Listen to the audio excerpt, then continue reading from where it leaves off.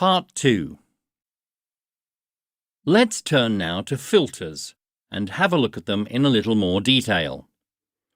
We've already mentioned one type of filter, the band elimination filter, which reduces the level of noise in the ECG graph. From this example, we can see that filters can do two different jobs. First, they can remove the unwanted components of a signal, such as random noise. And second, they can extract and keep the useful parts of a signal, such as the components lying within a particular frequency range. Just like signals, filters can be analog or digital. Let's first look at analog filters.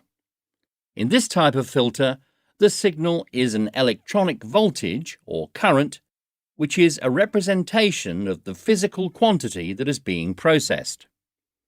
It could be, for example, a video signal representing moving images. Analog filters are made up of electronic circuits and consist of components such as resistors and capacitors. There are clear procedures for designing these sorts of circuit, and exact instructions for arranging the components in such a way that they achieve the desired filtering effect.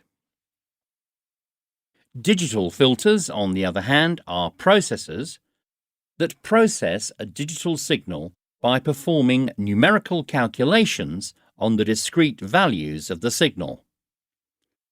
The signal in a digital filter is represented by a sequence of numbers, usually in binary code, instead of a voltage or current. But before the digital filter can begin its work, the analog input signal must be converted into a digital signal. How is this done? Well, an ADC, or analog to digital converter, contains a device that analyzes the analog input in two ways. The device first samples the input signal and then holds the signal constant until it takes the next sample. In this way, the analog input is converted to a digital output using binary code. Once we have a binary digital signal, this can then be processed using numerical calculations. After it has been processed in some way, the digital output needs to be converted back into an analog signal. In other words, we need to convert the discrete values in the digital signal to the continuous variation of an analog signal. However, when the amplitude value changes rapidly, the conversion can result in a series of rapid steps, which can be a problem. That reminds me of an experiment I did some time ago when computers had very little processing capability and were very slow. Using a record of a song by Elvis Presley, we used an ADC and then converted the digital signal back to analog again just to see what would happen. Well, the sampling was very slow because the computer simply couldn't hold very much information, and the resulting output was very, very strange. It certainly didn't sound anything like Elvis Presley, more like a robot singing. A very funny experiment, although modern equipment would be able to do this extremely easily and quickly, of course. Now, where was I? Oh yes, right. I was talking about the problems of converting from digital to analog. Well, to smooth out these steps or sudden changes in value, we can use a low-pass filter. This conditions the signal by reducing the amplitude of signals with high frequencies. At this point, we now have a useful analog output signal. There are many advantages of digital filters.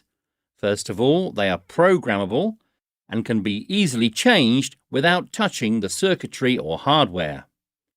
This is not true for analog filters, which can only be changed by redesigning the circuits. Secondly, analog filters tend to be subject to something called drift. This is the phenomenon that occurs when the circuit is switched on. There is an uncontrolled, slow change in the way it operates. Analog filters are also sensitive to temperature, so we can see that they tend to be rather unstable. Digital filters, on the other hand, are extremely stable. A third advantage of digital filters is that they work very effectively with low-frequency signals. We'll look at this in a future lecture. This is an area where analog filters have great difficulty in operating. In the past, digital filters had trouble with high-frequency signals in the radio frequency domain, but this is changing thanks to new technology. This means that digital filters are now able to operate in a very wide range of frequencies.